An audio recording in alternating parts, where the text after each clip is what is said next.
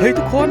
วันนี้เราจะมาแกล้งคนนะโดยการเอาตุ๊กแกเนี่ยไปโยนใส่เลยคอยดูว่าจะเป็นยังไงก่อนอื่นเราต้องหาเป้าหมายกันก่อนนะเฮ้ยเราเจอแล้วกำลังเล่นโทรศัพท์อยู่พอดีเลยทุกคนเฮ้ยคอยดูนะเราจะโยนไปเลยนะทุกคนเฮ้ยกลัวไหมอะไรอ่ะตุ๊กแกปลอมเหรอไม่กลัวเหรอเฮ้ยอย่างนี้ต้อง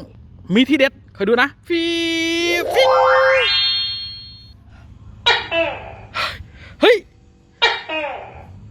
เห็นไหมมันเป็นเศษตุ๊กแกแล้วทุกคน